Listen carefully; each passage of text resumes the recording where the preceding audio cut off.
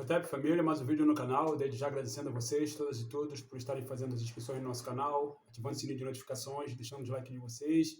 Muito obrigado aos novos inscritos e inscritos, as pessoas que estão compartilhando nossos vídeos, que estão comentando nossos vídeos. Somos um pouco mais de 600 inscritos e inscritas nesse canal. Muito obrigado mesmo, de coração, pela participação de todas e todos vocês. Este é o África no Centro, o canal para nós discutirmos relações étnico-raciais, história, antropologia, as contribuições que as populações africanas do continente da diáspora legaram para a humanidade, sempre a partir da perspectiva do pan-africanismo. Dito isso, hoje a gente vai falar sobre essa questão da Palestina, Israel, e desde já informo que não são todas as obras que eu vou mostrar aqui que são do campo do pan-africanismo e da afrocentricidade, mas são obras que são importantes para que nós conheçamos esse conflito milenar. Como é um conflito milenar, é preciso começar do início, não de 1948. Vamos começar da antiguidade. Conforme explica Cheikh Anta Diop, a partir de 1730, 1750, antes da Era Comum, migrantes hebreus foram para o Egito, fugindo da seca, né, na região ali onde tem hoje, exatamente hoje, Palestina, Israel, Síria, Líbano, né, houve uma grande seca ali. E o Egito era, então, a maior potência política, econômica, social e militar da humanidade, né? E, logicamente, que oferecia uma série de, o antigo Kemet, né? Oferecia uma série de condições propícias para qualquer povo ali viver. E como os Kemetiu sempre foram, assim como todos os africanos, sempre foram uma sociedade xenofílica, né? Como diz Anna Dove, a xenofilia é a arte de fazer bem-vindos os estrangeiros. Os Kemetiu permitiram a penetração de 70 famílias de rudes pastores, como diz Cheikh Anta Diop, que entraram no Egito, pastores hebreus, que entraram no Egito, sem nenhum tipo de contribuição civilizatória, sem nenhum tipo de organização, a não ser as suas famílias patriarcais, sem nenhum tipo de indústria, né? Eram populações nômades. Dito isso, essas populações não tinham um território seu. Lembrando, os hebreus e os árabes são populações semitas. Se vocês quiserem conhecer um pouco melhor a história dos povos árabes, por exemplo, essa aqui é uma ótima sugestão de leitura, uma história dos povos árabes, desse autor aqui, né, que fala, enquanto árabe ele fala a respeito do seu povo penetrando na Península Arábica, no que seria hoje a Península Arábica, que anteriormente estava ocupada totalmente por sabeus, conforme explica Cheikh Anta Diop. Lembrando sempre que Diop localiza a origem dos semitas, dos hebreus e dos árabes, particularmente onde é hoje o Oriente Médio, onde é hoje Irã, Iraque, como a gente já falou aqui várias vezes, né? Fruto de uma miscigenação negro-branco, conforme explica Cheikh Anta Diop. Portanto, essas populações são historicamente miscigenadas. E aí, quando esses hebreus entram no Egito, como nós estávamos falando, eles entram lá no número de 70 famílias. Depois que eles saem do Kemet, depois de adquirirem uma série de hábitos e costumes dos Kemetiu, que nós já tivemos a oportunidade de abordar aqui em outros vídeos, estão espalhados aí pelo canal, vocês podem acessar, como a questão do monoteísmo, que os hebreus presenciaram o nascimento do monoteísmo durante o período de Akenaton, né? Como a questão da circuncisão, essa coisa de não comer porco, que os Kemetiu não comiam carne de porco. Tudo isso são costumes, tradições que os hebreus, que os Kemetiu chamavam de Habirus, vão adquirir ao longo de 400 anos de permanência no Kemet, além de, culturalmente, eles se egipcializarem, também vão se misturar ainda mais com os Kemetiu, e aí, conforme explica Diop, ao longo de 400 anos, esses 600 mil hebreus que vão sair do Egito, provavelmente por volta do século XIII, antes da Era Comum, durante, muito provavelmente, o governo do Ramsés II, eles sairão de lá egipcializados também fenotipicamente. Portanto, muitos hebreus negros vão sair do Kemet. Quando esses hebreus negros saem do Kemet, lembrando que os hebreus não construíram rigorosamente nenhum tipo de megalitos no Kemet, pirâmide, templos, não foram escravizados. Eles foram perseguidos por uma questão política, porque antes o Egito já tinha visto a invasão dos Hicsos, os Hicsos que penetraram também no Kemet quase que ao mesmo tempo que os hebreus. Então, por questões políticas, os hebreus foram perseguidos, né? Lembrando sempre, os hebreus não foram escravizados no Kemet porque não havia escravidão como modo de produção no Kemet, conforme explica Sheikh Anta Diop, porque para haver escravidão como modo de produção você precisa passar pela propriedade privada do solo, que nunca houve no continente africano, não sei recentemente, estamos no período pós-colonial. Dito isso, quando esses hebreus, esses Habirus, saem do Egito, eles se espalham pela região onde é hoje a Palestina, Cisjordânia, né? Onde tem hoje regiões da Península Arábica. Não por acaso eles vão transmitir esses costumes que eles adquiriram com os Kemetiu, vão transmitir para os árabes, que depois vão manifestar esses mesmos costumes que a gente acabou de citar aqui, né? E, logicamente, vão sair de lá como monoteísmo, que inclusive também vão passar para os árabes, e vão se espalhar onde tem hoje Líbano, Síria, toda aquela região ali, e depois também uma parte significativa da Europa. Lembremos que, por exemplo, na Europa existem muitos judeus. Mais tarde ainda, quando, pouco depois por volta do ano 900, vir ao fim o reino de Salomão, conforme explica Sheikh Anta Diop, que foi um reino que a história registrou que teve uma aliança política com o reino de Sabá, governado pela rainha Maqueda, uma mulher preta, rainha dos sabeus, que, de acordo com Sheikh Anta Diop, não há documentos que comprovem que ela de fato teve um filho com Salomão. De acordo com outros autores, como Ivan Van Sertima, há documentos que dizem que ela teve um filho com Salomão, mas a questão fundamental aqui ao fim do término do reino de Salomão, esses judeus, eles se espalham pelo mundo, então conhecido que eles conheciam ali, aquela região ali, e desaparecem da história. De acordo com Sheikh Anta Diop, ao fim do reino de Salomão, por volta de 900 antes da Era Comum, esses hebreus desaparecem da história, enquanto povos nômades migram para diversas regiões dali de onde é o Oriente Médio e também vão para regiões da Europa, onde vão, de acordo com o grande historiador pan-africano Walter Passos, que nos deixou, infelizmente, recentemente, esses hebreus vão converter a religião deles, a religião judaica, uma série de povos de origem branca, caucasiana, que serão conhecidos como askenazes. Não confundir de forma nenhuma com nazista, porque uma coisa não tem rigorosamente nada a ver com outra. Essas populações chamadas askenazes são também, inclusive, citadas na Bíblia.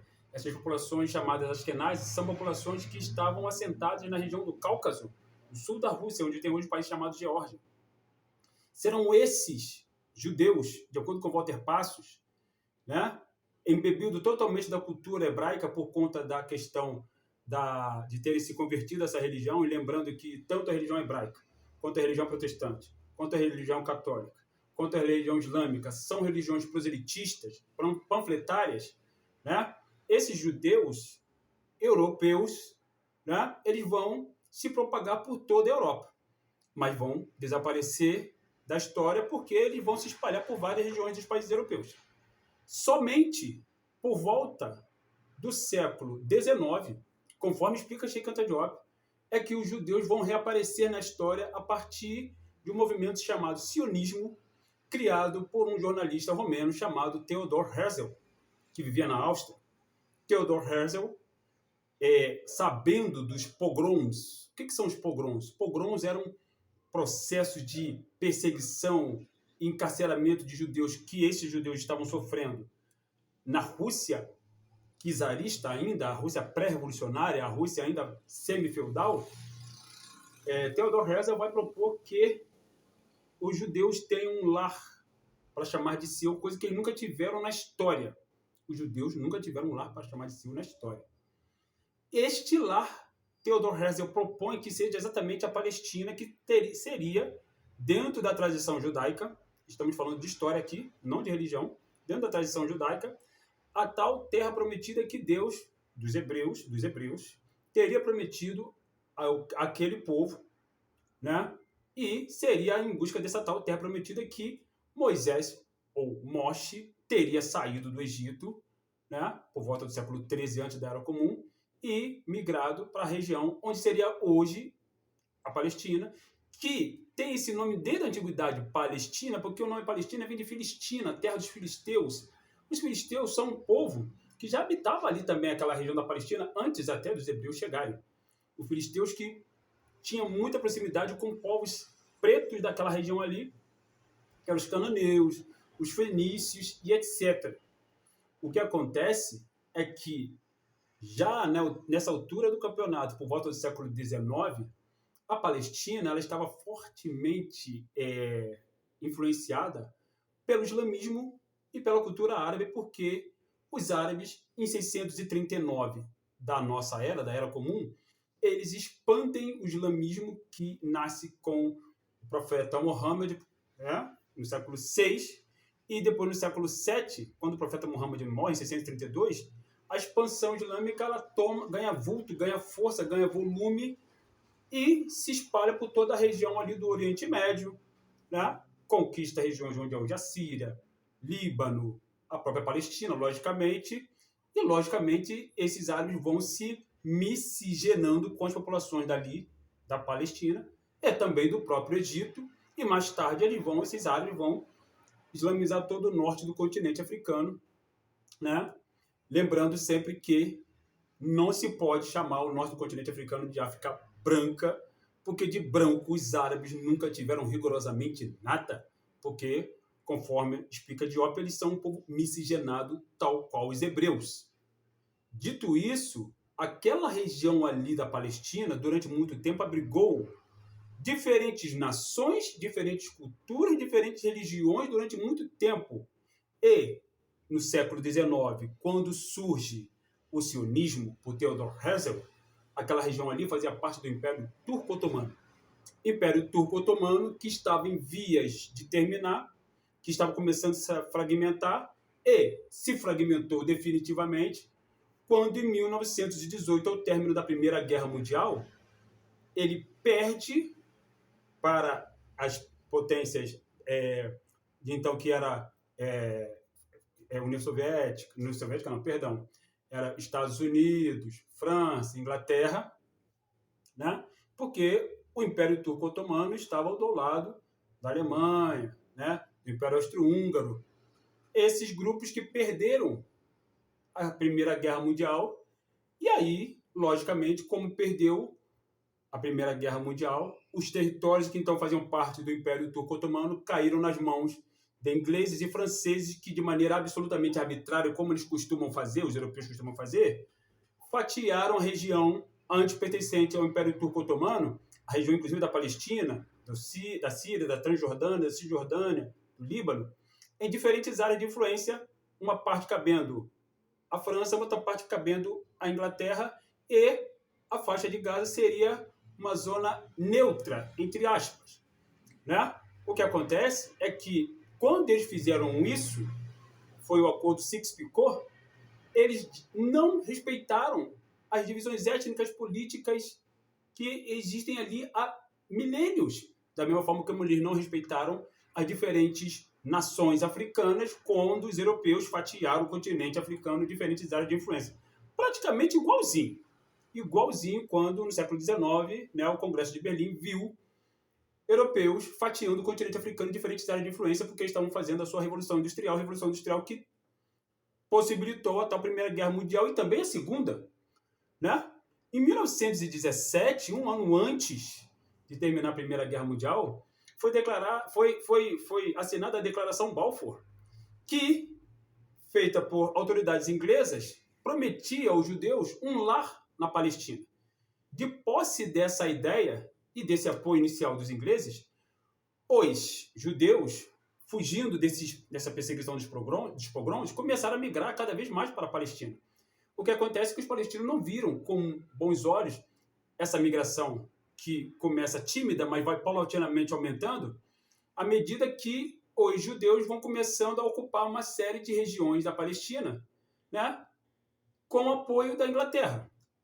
Até que começam a surgir os primeiros conflitos naquela região ali, porque é uma região que já estava ocupada muito antes desses judeus askenazes europeus, que não tem rigorosamente nada a ver geograficamente com aquela região ali, chegarem, porém, a Inglaterra é europeia, e logicamente que a Inglaterra via com bons olhos a entrada ali de judeus europeus, porque logicamente seria uma forma dela também controlar aquela região, que era uma região que o Oriente Médio já tinha o conhecimento da existência de uma coisa chamada petróleo. O petróleo que jorrou com força no Irã em 1904, e preste atenção no Irã, porque nós vamos falar dele um pouco mais para frente, certo? Porque o petróleo é fundamental ainda hoje para a manutenção, né, e funcionamento do maquinário industrial das potências que fizeram a Revolução Industrial.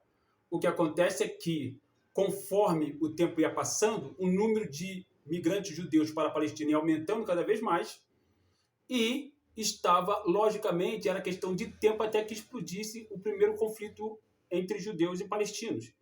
A primeira vez que se registrou um famoso ataque terrorista foi quando o já existente Mossad, no início do século XX, criado por um homem chamado David Ben-Gurion, que deu prosseguimento às ideias de Theodor Herzl.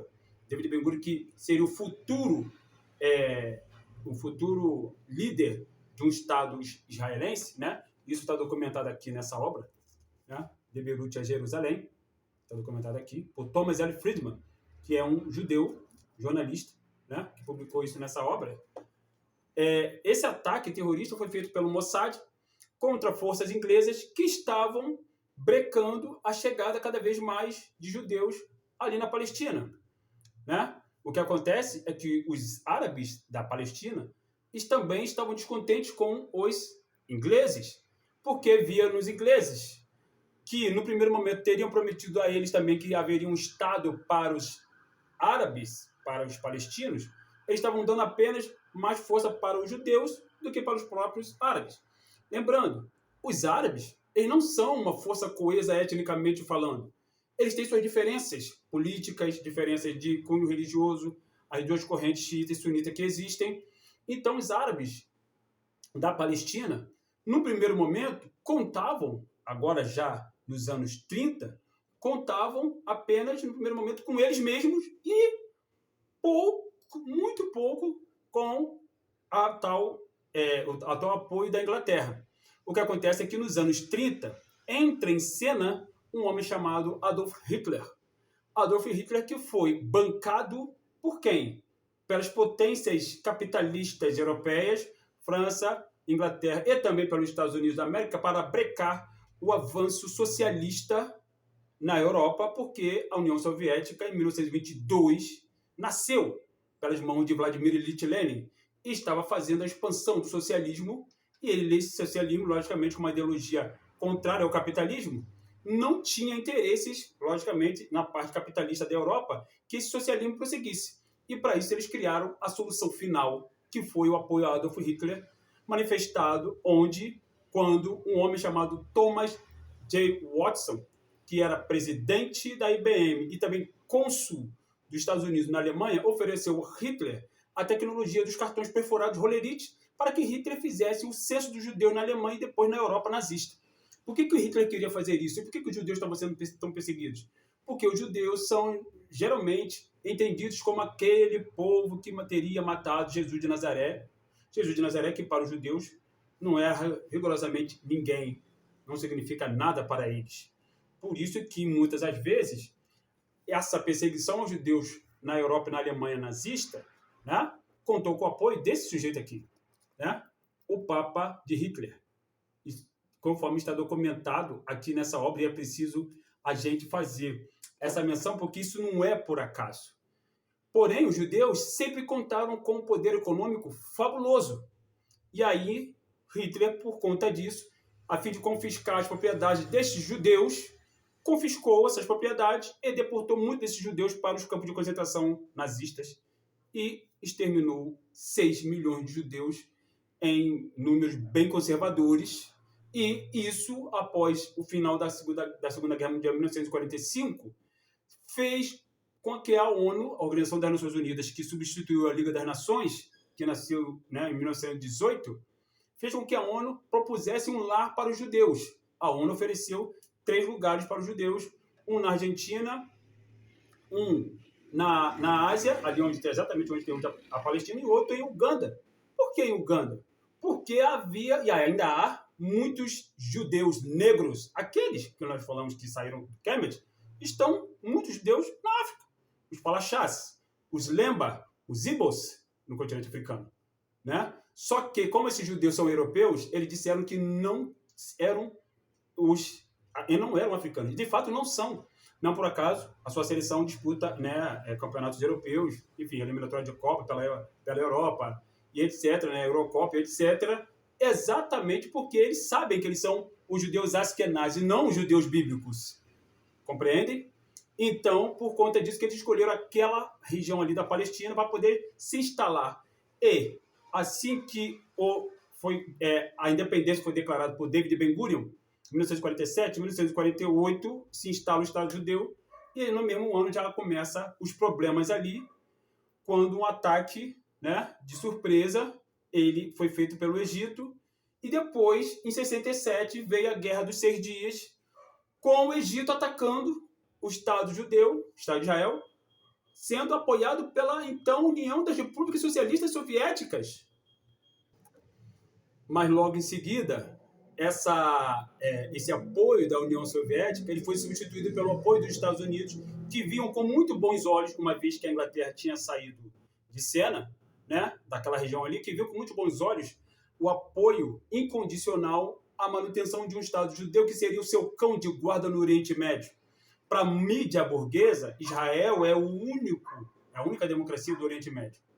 O conceito de democracia ele é muito amplo e precisa ser discutido aqui, faremos isso no próximo vídeo. Né? O que não se pode dizer é que esse Estado de Israel, que agora está fortalecido pelos Estados Unidos, porque não via com bons olhos o apoio da União Soviética ao Estado judeu, né? Ele estava se fortalecendo cada vez mais. E os judeus tiveram uma coisa chamada reparação, coisa que os africanos do continente da diáspora jamais tiveram na sua história. Porque esses judeus são europeus. Europeus, como muitos desses judeus que estão nos Estados Unidos hoje, fazendo lobby pró-Israel no Capitólio estadunidense. Muitos judeus hoje nos Estados Unidos, aliás, há muito tempo, né, controlam fatias significativas da economia dos Estados Unidos e, logicamente, que esse conjunto de interesses, né, ele existe em prol da manutenção do Estado de Israel, que só existe graças à força dos Estados Unidos da América e dos países europeus que apoiam Israel incondicionalmente, porque essa guerra do Ocidente contra as regiões do Oriente, ela é milenar, ela não começou agora. É lógico que o Ocidente sempre teve olhos enormes para a quantidade de petróleo absurda que tem ali. Não por acaso, o tempo todo, os Estados Unidos está fazendo guerras ali no Oriente Médio. Não por acaso, os Estados Unidos se aproximou da Arábia Saudita e a sua aliada. E a Arábia Saudita é uma das ditaduras mais sanguinárias do Oriente Médio. Então ninguém pode dizer que os Estados Unidos não apoia a ditadura, porque sempre apoiou. Aliás, a história dos Estados Unidos está recheada, está repleta de apoio a ditaduras militares. A América do Sul e a tal América Latina, entre aspas, está aí que não deixa ninguém mentir. A história recente mostra isso. E hoje, o Estado de Israel, você tem um grande grupo de pessoas que não apoia esse Estado sionista, lembrando que o sionismo ele é uma ideologia, né, muito próxima do nazifascismo, diga-se de passagem, não por acaso. A Palestina ela sempre contou apenas, durante muito tempo, com o Al-Fatah. O que acontece com o Al-Fatah, que era o partido do Yasser Arafat, se corrompeu e abandonou a luta em prol da Palestina, fazendo surgir mais tarde um grupo revolucionário chamado Hamas. O Hamas é um capítulo à parte e ele precisa ser estudado com muita calma, porque o Hamas não é um grupo terrorista. O Hamas é um partido político. O Hamas começou como um movimento social. Um movimento social, como Thomas L. Friedman indicou aqui, mostrou aqui, que começa em 1987, quando um menino árabe da Palestina ele é atropelado e morto por um motorista israelense. E aí o Hamas ele é responsável pela manutenção de uma frágil infraestrutura para os palestinos que têm necessariamente, por conta de cada vez mais assentamentos judaicos na faixa de Gaza, na Cisjordânia, né? Cada vez mais os palestinos têm de trabalhar em Israel. O que acontece é que para eles fazerem esse movimento de ida e volta, e ele não fortalece a economia da sua comunidade, eles precisam passar por postos de controle que são absolutamente humilhantes. O Hamas substituiu al-Fatah e se recusava a participar de eleições. A comunidade internacional, né, muito entre aspas, obrigou o Hamas a participar das eleições para que ele, Hamas, fosse reconhecido como o responsável pelo povo palestino naquela região. O que acontece é que o Hamas se recusava durante muito tempo e os palestinos precisavam de um apoio que os mantivesse vivos, porque os palestinos estão sofrendo o que é hoje um genocídio, um holocausto ao qual os judeus sofreram nos anos 30 e 40. Né? Hoje, os palestinos contam apenas com o Hamas, que em 2006 ganhou as eleições para controlar o Congresso em Gaza, né? Em Gaza, e se torna hoje o Hamas a principal autoridade pró-árabe, que só conta com a ajuda do Irã e um pouco do Hezbollah, e nem todo o Hezbollah é pró-Hamas, há divergência ali dentro, e com uma ajuda discreta da Rússia. Né? Por quê? Porque hoje estamos verificando exatamente essa guerra da Rússia contra a OTAN, e a Rússia, logicamente, ela tem interesses no combate à OTAN, Organização do Tratado do Atlântico Norte, que também tem seus braços no Oriente Médio, através da própria Israel, através dos Estados Unidos, da América, através da Inglaterra.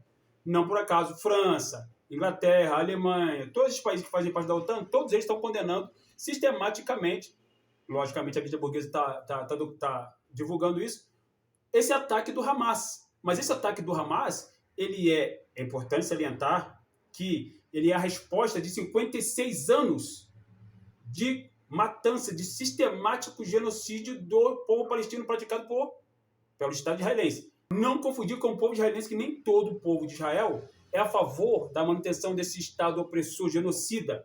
Diga-se de passagem, há muitos críticos ali. O que acontece é que essa crítica ela é totalmente silenciada, logicamente, e também silenciada pela própria mídia burguesa.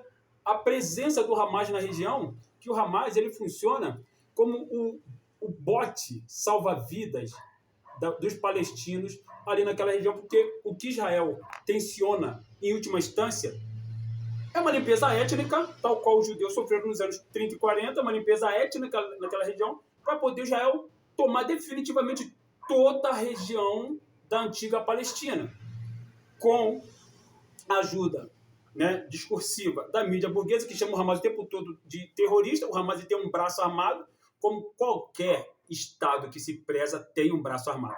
Todos os países do mundo têm um exército à sua disposição, é lógico que sim. Né? O Hamas ele é esse exército e ele é também um partido político que ocupa as cadeiras do Congresso, né, da Palestina, democraticamente eleito pelos palestinos, e depois, logo em seguida, em 2006, o Hamas não foi reconhecido pela tal comunidade internacional, encabeçada pelos Estados Unidos da América, que não reconhecia o Hamas, apesar de eles terem obrigado o Hamas a participar das eleições para poder, como eu falei, reconhecer o Hamas como um responsável pela manutenção da infraestrutura da Palestina, que o Hamas já faz desde 1987. É lógico que ele conta com a ajuda financeira do Irã. É lógico que ele conta com a ajuda financeira da Rússia, da mesma forma que Israel conta com a ajuda financeira de vários países europeus, porque os judeus são europeus, não são judeus bíblicos, repetindo, e conta sistematicamente, fundamentalmente, com a ajuda financeira e bélica dos Estados Unidos da América, que coloca em Israel uma série de ogivas nucleares. Israel tem hoje em dia por volta de 450 por baixo ogivas nucleares. O Hamas não tem armas nucleares. O Hamas tem uma infraestrutura frágil, como eu falei, que é sustentada pelo Irã. O que acontece é que o Irã é um grande inimigo dos Estados Unidos desde 1979, quando houve lá a Revolução Iraniana, comandada pelo Ruhollah Khomeini, porque o Irã, em 1953, lembrando, né, o Irã sofreu um golpe, que foi a Operação Ajax, que removeu Mohammad Mossadegh, democraticamente eleito presidente do Irã, e os Estados Unidos colocou no lugar de Mohammad Mossadegh Shah Reza Pahlavi, que era um fantoche dos Estados Unidos dentro do Irã e fazia com que o petróleo do Irã fosse vendido a preço de banana para os Estados Unidos da América, enquanto que grande parte da população do Irã vivia terrivelmente pobre, vivia situações gravíssimas no que diz respeito à sua questão social, desemprego, falta de perspectiva de futuro, fome, vivia uma situação terrível, até que os estudantes, em 1979, fizeram a tal Revolução Iraniana, logicamente dirigida por Ruhollah Khomeini, que é um clérigo muçulmano igualmente também teocrático. O Irã hoje ele é uma república teocrática islâmica e está longe, muito longe de ser uma democracia, exatamente como Israel está muito longe de ser uma democracia. Essa é basicamente, de maneira resumida, essa questão, família. O vídeo ficou longo, como eu prometi lá no Instagram que seria longo. Deixem aqui as opiniões de vocês. Estamos juntos sempre. Em breve a gente volta para mais um bate-papo. Viva a Palestina, Pátria Livre, Hotep, África no Centro.